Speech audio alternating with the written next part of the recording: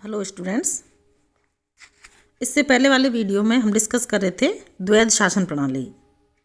1919 के भारत शासन अधिनियम के द्वारा प्रांतों में जो द्वैध शासन प्रणाली लागू हुई थी उसके क्या उद्देश्य थे, द्वैध शासन का क्या अर्थ है और कैसे उसको क्रियान्वित किया गया था।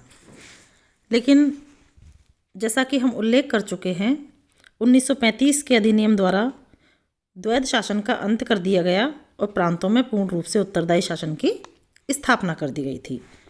यहाँ अब हम डिस्कस करते हैं कि द्वैध शासन की असफलता के क्या कारण थे, अर्थात वो कौन कौन से रीज़न थे जिसके कारण द्वैध शासन सफल नहीं हो सका या ये प्रयोग सफल नहीं हो सका।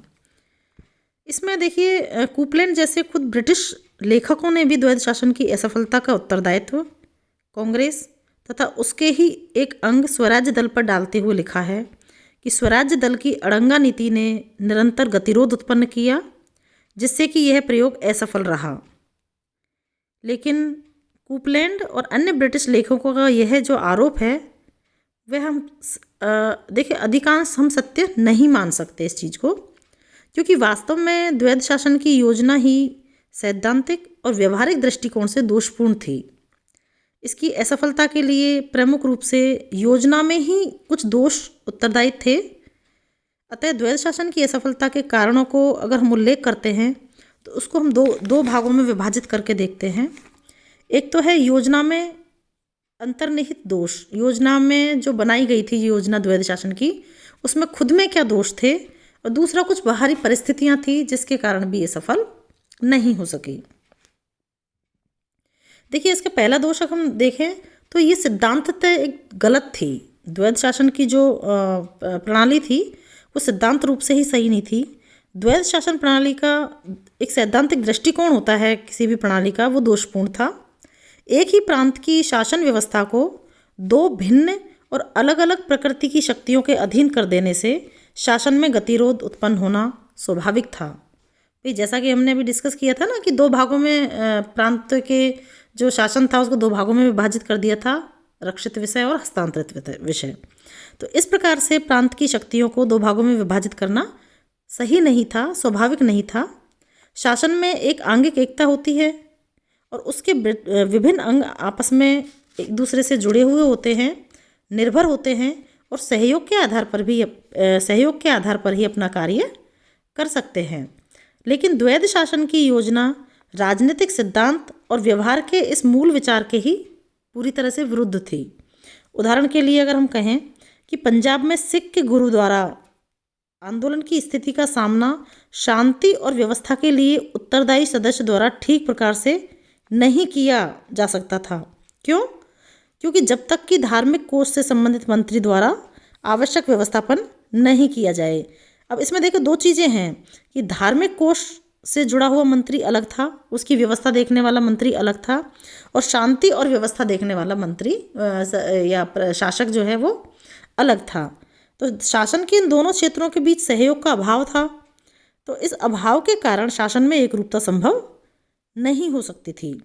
इसी तरीके से रेजिनॉल्ड क्राउक ने कहा है इसी संदर्भ में कि द्वैध शासन एक प्रकार की वर्ण संकर व्यवस्था थी जो कभी भी सफल नहीं हो सकती थी, क्योंकि किसी देश अथवा प्रांत के शासन का संचालन दो पृथक एवं स्वतंत्र मंत्रिमंडलों द्वारा स्वतंत्रतापूर्वक नहीं किया जा सकता है ना। तो सिद्धांत रूप से ही किसी प्रांत के शासन को दो अलग अलग भागों में विभाजित करना और दोनों भागों के जो मंत्री हम जिसको कहें या उत्तरदायी व्यक्ति अपन कहते हैं कि उत्तरदायी व्यक्ति भी एक दूसरे से पूरी तरह से पृथक थे, जबकि प्रशासन के अंगों में निर्भरता होती है, सहयोग होता है, एक अंतर कनेक्शन होता है कि वो मिलजुल कर ही कार्य कर सकते हैं।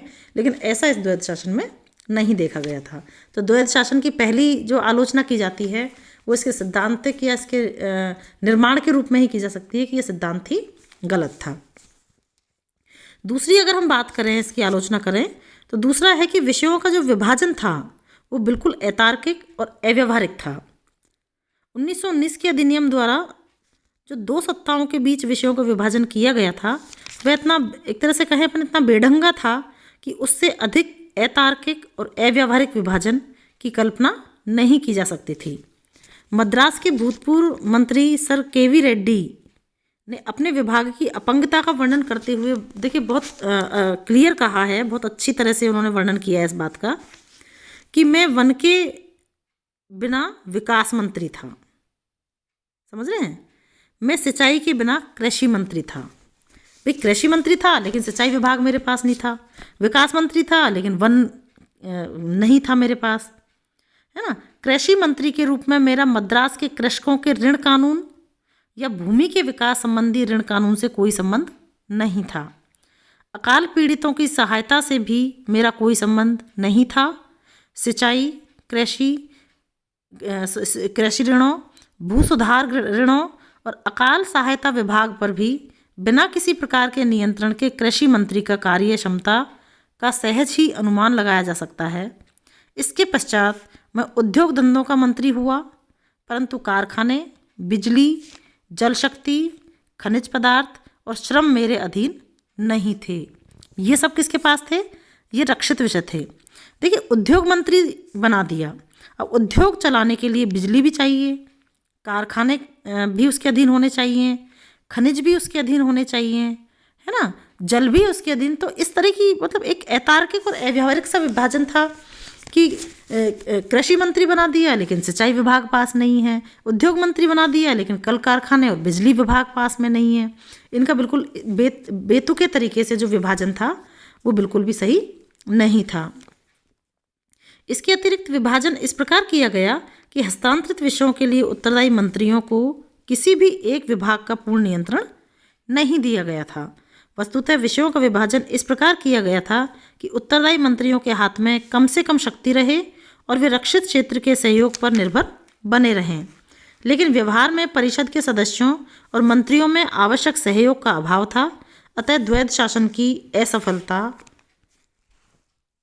आवश्यक थी या असंभावी थी या होनी ही थी। जिस प्रकार से विषयों का बंटवारा किया गया था उसमें अगर द्वैध शासन असफल हुआ तो इसमें कोई भी आश्चर्य की बात नहीं है। इसके साथ ही तीसरी और एक बात है कि विषयों का बंटवारा कर दिया था लेकिन गवर्नर की जो शक्तियां थी वो अभी भी स्वेच्छाचारी या निरंकुश थी। हस्तांतरित क्षेत्र में उत्तरदायी शासन की सफलता के लिए आवश्यक था कि गवर्नर इस क्षेत्र में केवल एक वैधानिक प्रधान ही रहे, लेकिन 1919 के अधिनियम द्वारा उसे मंत्रियों को नियंत्रित करने और मंत्रियों के प्रस्तावों को अस्वीकार करने की शक्ति प्रदान की गई थी। यदि वह यह समझता कि इन प्रस्तावों को स्वीकार करने के परिणाम विनाशकारी हो सकते हैं, व्यवहार में गवर्नरों द्वारा विशेष परिस्थितियों के लिए प्रदान की गई इन शक्तियों का आधार पर मंत्रियों के कार्यों में अत्यधिक हस्तक्षेप प्रारंभ कर दिया गया। देखिए गवर्नर के पास बहुत सारी शक्तियाँ दी, जबकि गवर्नर जो है वो एक शासन का प्रधान होता है, नाम मात्र का होता है, वास्तविक शक्तियाँ मंत्रियों के पास होती हैं, है ना। तो डिसीजन पावर मंत्रियों के पास होंगी तो वो अपने विभाग के बारे में डिसीजन ले पाएंगे। लेकिन इसमें क्या किया कि इसमें गवर्नर को शक्तियाँ प्रदान कर दी और मंत्रियों को गवर्नर के प्रति ही उत्तरदायी बना दिया गया था। तो इस तरह से गवर्नर मंत्रियों के कार्यों में हस्तक्षेप कर सकता था, जो कि सही नहीं था। इसी संदर्भ में मध्य प्रांत के एक मंत्री ने मिस्टर केलकर की शिकायत की थी। कहा कि यद्यपि नीति संबंधी मामलों में उसे कार्य करने की स्वतंत्रता थी, लेकिन विस्तार की बातों में निरंतर हस्तक्षेप किया जाता था। संयुक्त प्रांत के मंत्री मिस्टर चिंतामणि ने तो यहाँ तक कहा है कि शक्ति गवर्नर के पास है और मंत्रियों के पास नहीं है। मद्रास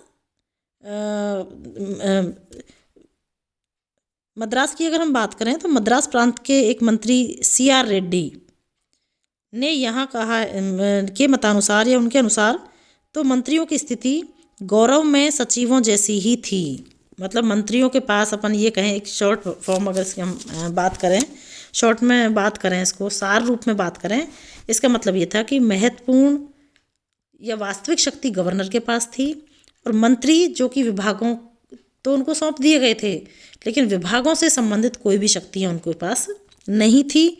वो केवल एक गौरव में सचिव की तरह थे उनके कार्यों में गवर्नर हस्तक्षेप कर सकता था और टोका टाकी कर सकता था। तो इसमें क्या है कि गवर्नर की इस स्वेच्छाचारिता के रहते हुए सीमित क्षेत्र में भी उत्तरदायी या हस्तांतरण न हो सका, क्योंकि वास्तविक शक्तिशाली गवर्नर ही था, मंत्री नहीं थे। तो इस प्रकार गवर्नर का जो शक्तिशाली होना है उसने भी द्वैध शासन को असफल बनाया, क्योंकि गवर्नर को केवल नाम मात्र का होना चाहिए था। जो मंत्री कार्य करेगा उसके पास उस संबंधित विभाग का पूर्ण अधिकार होना चाहिए, जो कि द्वैध शासन में नहीं था।